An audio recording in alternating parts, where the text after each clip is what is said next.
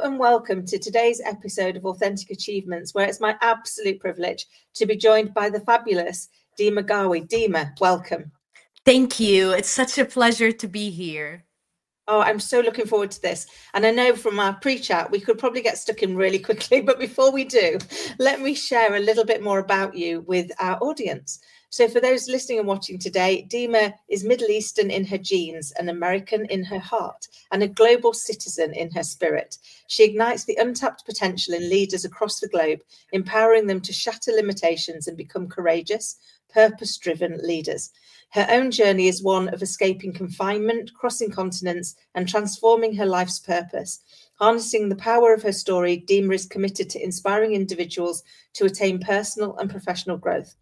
Dima's life mission is to give voice to those that are excluded within corporate cultures and their communities. And through her personal and professional experiences, she inspires, educates, and empowers everyone who crosses her path. I mean, wow, what a journey. I don't even know where to start. I love, though, that actually you've kind of pulled together the kind of body, heart, and soul, which I think is kind of the essence of all of us. And yet very often we don't look at all three of those. But I mean, what an amazing journey you've had, Dima. Could you bring it to life a little bit for us?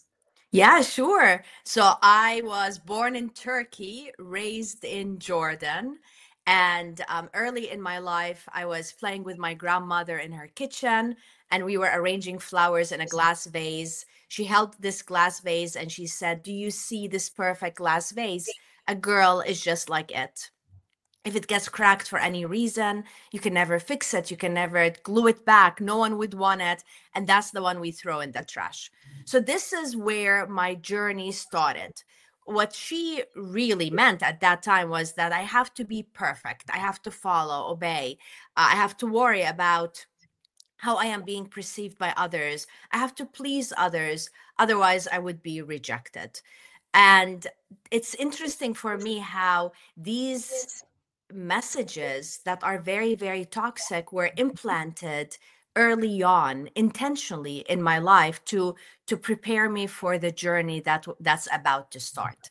So that's where it started. But now when I look at myself, I am influencing people all around the world, working with CEOs and helping them create healthy and inclusive work cultures. So there's a lot of things that happened in between, because with every journey, with every pain, with every person that shows up, they're teaching us something. And the more we're learning, the more we're influencing others as well, and hopefully teaching them with our journey. Oh, wow. So resonant, so many of those things. I think whilst not the glass bowl piece, very much I was told to be perfect, and perfect was the only thing that was going to be acceptable. And I mean, we're perfectly imperfect. It's like we aren't. Yeah. I don't think the worst part is the expectation of perfection. I think the worst part is the consequences if we are not perfect. Sorry, it's okay. we can income put in. Here we go. You see, it doesn't have to be perfect. This is great. He joined in perfectly to let us know that perfection is not always what we get. And with the toy too. Well, this is what he's bought for you, Dima. I mean, this is high praise from Pudding if he brings you his toy.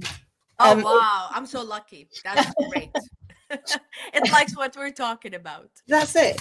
So meant. It's just a matter of reminding us that it's not just that the issue is that we're expected to be perfect. Really, the issue is the consequences that we have to deal with if we're not following that expectation. And as a result, we continue to try to be somebody who we're not, and try to lose a big part of ourselves, but we're showing to the world an example that is just so negative. Yeah, that so resonates. Particularly, I think we both had similar as in lives in corporate life. And I spent so much of mine desperately trying to fit in, to look like I believed I should look. And until I got to the point where I was like, it's just too hard to do the big job and also spend all my time trying to be something I'm not. Yeah. But how do you help people to embrace themselves so that actually they can start showing up as who they are? And I was not prepared for that question, because the image that came to my mind, and that's when you're talking about the authentic self. I remember when I resigned from the corporate world, I looked at my closet, and all I could see was black suits. And maybe if they're not black, they were navy. You were going to say that. I've said that exact same thing before on a couple of podcasts, which was I'd throw navy in for a bit, for a bit of color. Yeah. And I realized, because I was working in a male-dominated environment, I was trying to look, act, sound, be like everybody else around me. It's not easy being the only woman in the room. But if I look like everyone else, like if I sound like everybody else, if I am maybe a little aggressive, just like everyone else, maybe I would fit in. And that's the moment when I looked at that closet. It was the moment I realized that for the first time ever, like, wow, I didn't even see it before. So I promised myself two things. One, no more suits. And the other, no more black and navy. It has to have color. So we just need these moments where we're starting maybe something new, or we're reflecting about how we've been doing things in the past. And many times we just don't get to these moments. It's so true, because and I think, as you were saying earlier so eloquently, it's about the fact that we're so busy running towards something that we forget to take pause of where we are and be intentional and do that reflection. What went well today, what didn't go so well today, what brings me joy. That's one of the questions I ask myself and my little girl all of the time. Is what we're doing bringing us joy? Because if in every day there isn't a moment of joy, then we're probably doing it wrong. Yeah. There should be joy, shouldn't they? And we should understand for ourselves what are the things that bring joy to us, because they could be very different from the things that bring joy to somebody else. Yes. Yeah. Yes, I agree. So I mean, you've got so much experience, and obviously 20 odd years in Fortune 100 companies. I can't begin to imagine how much you've learned in those, having done very similar over here in the UK. But what is one way you'd suggest that they can create a healthy, more inclusive work culture? Because that seems to be one of the challenges is how people do establish a good culture. Yeah.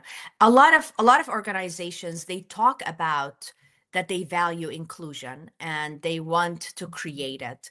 My recommendation is that they have to truly, truly want to create that inclusive work culture. It's not just talking about it, because it comes with the need for them to adapt as executive team, the need for them to listen to what their team members are asking for, and maybe even to do things very different than the way they were before. So in order to create an inclusive culture, it is that for the executive team to pause and to truly ask themselves, are we just saying it because it's the right thing to say and it's just going to sound so wonderful? Or do we truly want this inclusive work culture, and what are we ready to do and change and adapt to in order to create it? It's just really the desire. When we want something, we make it happen. Because when I think about creating an inclusive work culture, it's really not that difficult. We make it so complicated. It is truly making people come to work feeling respected, feeling valued, doing a job that they're passionate about, that there's alignment with what they're working on and what the vision of the organization is. It is really not hard. But are we having the executive team on board, listening, observing, and having the right intention to do it? So now I have a friend that I've been talking to the last week and helping him with his resume and helping him find a job. He has been working for a company for 27 years. He Wow. is so dedicated for the company. And now, like, when was the last time you heard somebody work for a company for Yeah. 27 years? The company, they're doing so well with their stock Wow. price. They are over exceeding the expectations of the market. But just recently, they required everybody that they have to go to the office. This person has been working from home full time since 2004. Wow. And now he's required to go to the office, which is 2 hours away, which means he's either going to commute 4 hours a day, or he would need to sell his home, go buy another home, and also leave his parents that are in their 80s and be able to in order to keep his job. So when we talk about a healthy work culture, do you think that these executives really thought about it? Is the intention to create a healthy work culture? Because to them, they feel that this is going to create more engagement. This is going to create more uh, like visibility for people. But all of his team is global. He's not going to be seeing anybody. So it is the intention. Obviously, their intention is not to create a healthy work culture, even though they talk about it, because they're making the life of their employees so much more miserable. And now this person who was ready to retire from this company is looking for a job after 27 years. Wow. I mean, it really strikes home, doesn't it? The difference between impact and intent. Because I think Yeah. sometimes we have an intention, but if we don't think about the impact and the consequences of what we're doing, then the impact can be very, very different to the intention we set at the start, can't it? Yeah. I always find that way if you're giving anybody constructive feedback, I always start with the fact that their intention probably wasn't to get it wrong. Their intention, nobody, I don't think, gets up and goes, I want to have to be really rubbish today, to really suck at what I do. Yeah. So if we assume that they're intending to get it right, therefore actually all we now need to work through is the impact of what they didn't align with what they were looking to do. But what struck me as really fascinating in what you're sharing is you're right. It's not too difficult. It is about making sure people feel heard, feel valued, feel respected, feel included. I think Yeah. one of the things, and I'd love to hear your thoughts on this. One of the things that I see with the organisations that I work with is the largest part of the challenge that they face in their culture is they've not given their people permission to be part of the solution. And so people aren't coming and sharing their voice and sharing what's happening, like your friend. I mean, 27 years, and then all of a sudden, such a significant impact, on not just him and his role, but his family and friends and whole way of life. Yeah. That probably wasn't even considered because it wasn't known. And I think Yeah. that's one of the challenges, isn't it? When you're driving these big companies and you're trying to affect change, you can't possibly know what's going on in every person's life. But that's why you've got a management infrastructure, so that those people should know what's going on in their people's lives to be able to filter that back in, Yeah. so that you're better able to make calls that aren't so negatively impactful. I mean, I can't begin to imagine what your friend must be feeling after pretty much dedicating his life to that organization. Yes. And everything you're talking about at the bottom line is showing care for our employees and building trust. So the employees are not going to trust us if they realize that we're not investing the time and having the right intention to create this inclusive culture. I love what you said about listen to the employees. And whenever I start with any of my clients working with the executive team, the first thing I help them do is a survey, which is mainly to listen, getting feedback about do the employees feel included? Do they feel that their leadership team care about them. And many organizations, they think everything is fine, we're good, we get good feedback, like from their employees, until I do the survey. And one time, and the HR manager, after a presentation I gave with the results, she came to me and she said, "You just told them their baby is ugly," because because many of these organizations, they're not truly listening, as if they need an external person to come to their team and truly listen and to translate the messages back to them. But to listen, and as I mentioned earlier, to have a genuine interest in creating this inclusive work culture. I love that. And the part for me that really sings home is that to really listen. I remember many years ago going into an organisation that just had its survey results back from its people, and on the survey results it said that the people didn't think the leadership team lived the guiding principles. And so obviously we needed to come up with an action plan. So the leadership team came back and they went, "It's okay, Kim, we've got this. Like, what we're going to do is we're going to put posters up on the walls to let people know what the guiding principles are. And then we're going to suggest that they nominate each other when they're living the guiding principles." And I was like, okay, I'm not sure that demonstrates we're listening to them. And they said, "Why?" And I said, well, they didn't say they don't know what they are. And they didn't say they don't think they live them. They said they don't think we live them. That's very different. So if we suddenly put them up on the wall and we get them to nominate each other, it isn't going to change their belief that we don't live them. I said, so, yeah, and this, what would you do? I said, well, I think we need to get them, go and talk to the people and say, can you tell us what we're doing or saying or being that makes you feel that we don't live the guiding principles? Because that's the thing we need to change. And they were like, "Oh, I've not thought of that." I was like, "That's probably what we're living them, to be fair."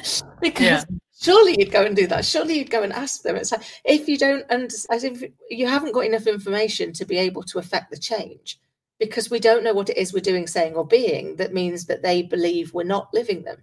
The only way you're going to get the information is to go and ask. Yeah.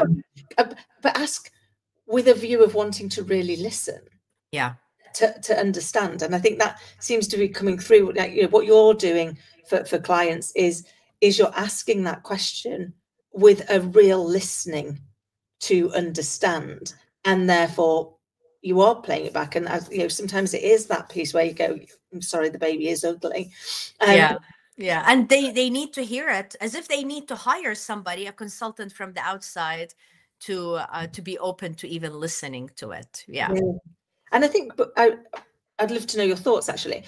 My initial thought on that is that that's probably because the people have felt so unlistened to with the internal people for so long that the only way that they're going to trust that they will be listened to is if it is done by somebody new.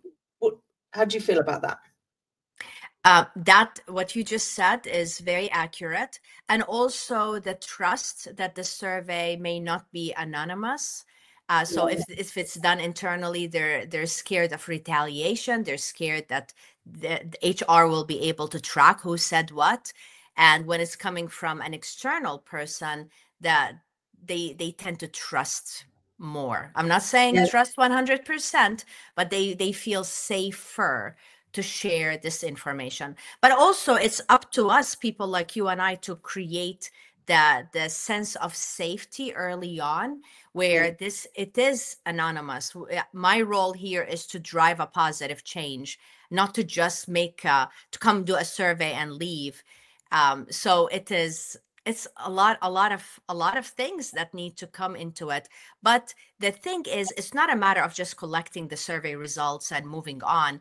It is the executive team open to adapting? Are they open to changing because of this feedback? Because if they're not, the employees were generous enough to take the time to complete it this time, but next time they're not, because they're going to be, this is such a waste of time, and why would I give my opinion if no action is being taken?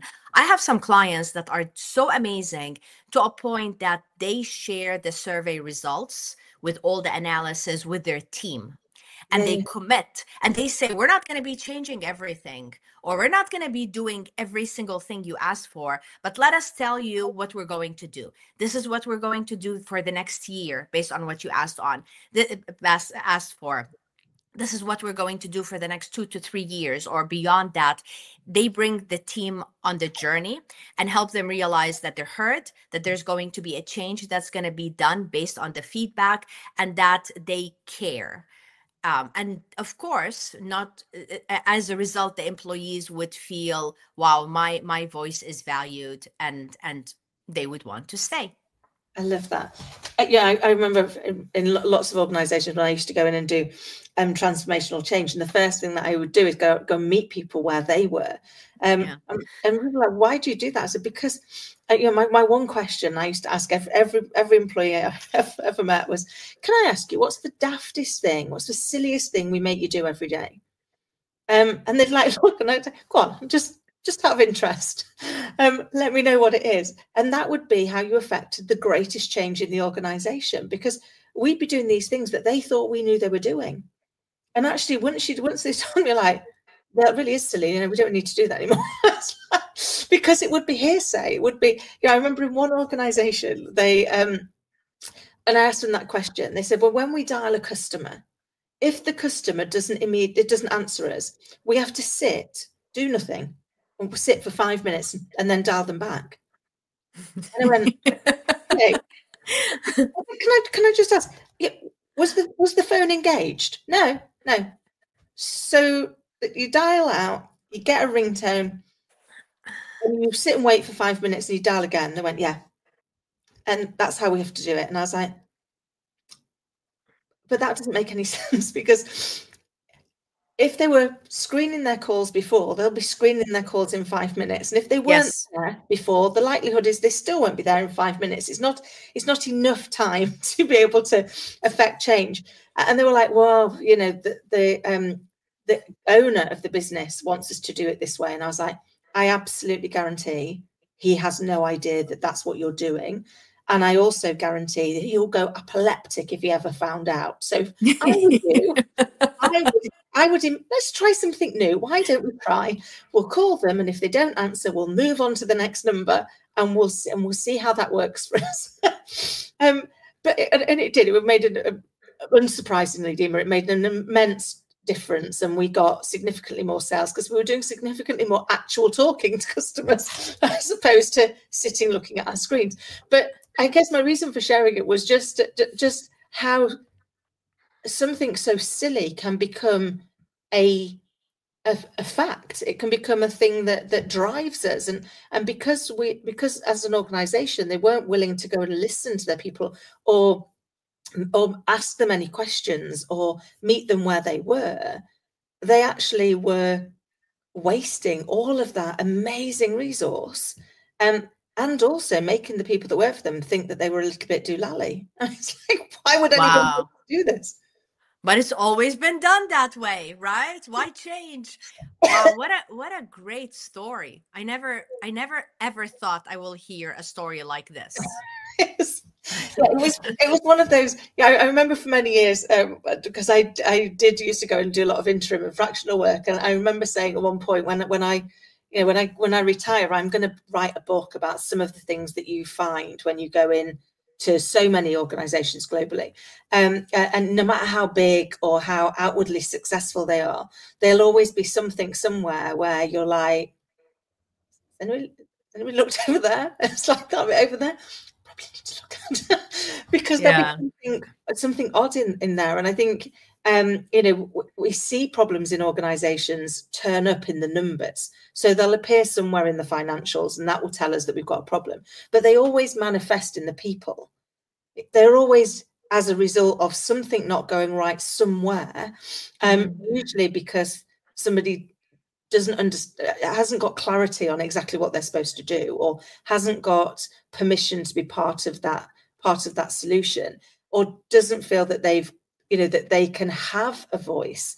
And I'd love your thoughts on, like, how can we as an organization, how can we help our people to be heard. Yeah. Wow. You have such fun stories. And by the way, I agree, you need to write a book about all of this because it's pretty interesting. So to help people be heard is, as a consultant, first I encourage for them to do the surveys. I encourage focus group discussions, which mainly is small groups that they meet with the like one of the executive team members, and to share, to create a safe space for them to share what their thoughts and what can be done better, and how what would make them happier as a team. But also reverse mentoring. Many times when we hear of mentoring, we're hearing about somebody senior mentoring somebody junior and telling them how to build their career. But it is the reverse mentoring, where somebody who is senior listening to somebody who's junior. And that doesn't mean just with age. To listen to them and to ask them, how can we be better? What do we need to do as an organization to create this healthier work environment, to create the sense of belonging? People will talk when the safe environment is being created. And so it's not that the problem that they're not talking. They are talking, whether it is gossip, whether it is complaining or talking in their head. But how can we create this safe space in space and environment for them to truly share their thoughts and their ideas in a healthy way that it's going to create a positive impact for the organization? So it is surveys, it is having conversation, it is the reverse mentoring, but people need to see the results. And the more they see an impact and they see that they're being heard and their ideas are being implemented, or the status of that, they're going to contribute more. And that's the challenge. It's either we're just so busy we don't have time to talk to our team members, or if we do, we end up using that information against them, or just collecting the information and moving on. I love that. So it's really is about, like, obviously listening, but the piece that comes throughout all that you've shared with us is making sure that we're creating that safe space for people to be able to share, and then making sure we do something with it. Making Yes. sure we take action, demonstrable action, so people can, people can see the impact of what did they get back as a result of taking that leap of faith by sharing with us? Because that it is a leap of faith for our people, isn't it, to share something that's not going so well for us, or not, and yet we know that, as you said so eloquently, they are talking. They might not be talking to us, but they are talking either in their head, to each other, to their family, and as we know, I think I think the survey says 57% of people leave their boss, not the company. So if we're getting these things wrong, well, you don't find out until they're left us, and at that point, it's too late, isn't it? Yes. And then we wonder, why are people leaving? Why, especially with the younger generation? Oh, they're just so not reliable. No, maybe we need to look inward and drive different, like lead differently. So yeah, it's easy to look at others and just blame them for leaving. Yeah. But and also, like, I love the idea of and I hear a lot of people doing it related to the stay interview, like with the exit interview when they're Yeah. leaving. The stay interview is the manager and the executive team asking the employees, how are things going? How can we be better? How can we challenge you more? How can we help with your growth? What can we do as an organization to create this healthy work environment? And mainly we're asking them what would make them stay. And of course, everybody wants more money. I get it. But at the same time, many individuals, that is not the only thing that motivates them. They want to wake up on Monday morning and be happy to go to work, Yeah. and also go to bed on Sunday night knowing that Monday morning is going to be a good day instead of dreading it. Think about people in your life and how do they feel on Monday mornings? Yeah. Like, even the memes on social media is so funny, how they have the cartoons, how the cartoons are just dreading going to work on Monday, but they're just so happy to go to leave work on Friday. That is just, that by itself tells me it's a toxic environment. And I've been in these environments. Yeah, I've been in places where Sunday afternoon, that's when I start getting in a bad mood. Monday morning, I'm crying on my way to work because I didn't want that. I just didn't like the culture. I didn't fit in that culture, until I get to a point where I quit my job. But how many people experience that? And also, how many people cannot afford to quit their jobs because they need the salary, and they yeah. continue week after week going to work, feeling unhappy, unmotivated, doing the least that they can just to maintain this job and the income. How can we get the most out of them? We can't. Yeah, it's so true. And I think we've all, well, I've certainly been in a place where it wasn't a job I enjoyed, and it was one that more than one, where it was about you. Yeah, you need to. Yeah, we've got bills to pay. We've got but actually, we also need to feel fulfilled, don't we? And feel valued. And I think for me, the ones where I felt were the most toxic were the ones where it almost felt like no matter what you did, it wasn't good enough. There was Yeah. always an expectation of more. And I think we can sometimes think, well, actually, if we ask people what they want to stay, it's always going to be money. And it very, very rarely is. It's usually something else that is in our gift that we can do. If we really ask them. And I love the thought of a stay interview. I know one organization we implemented, and it went really well, actually. The net promoter score that we do with customers to find out what they think. We introduced a net promoter score around your leader to find out how likely you would be to recommend place to work and recommend your leader as a person to lead. And it was really fascinating. It really affected positive change because we were able to like really understand, like, it doesn't matter what you think, this is the reality. You're struggling to recruit, and that's because nobody in your organization would recommend you to their family or friends. That's so creative. I love it. Wow. Yeah, honestly, it really did work. So you go into these organizations, and some of them have got massive referral bonuses. So if you refer somebody who comes into work for us and they're successful, some of them they can be hundreds of pounds or even more, and you're like, but no one's referring anybody.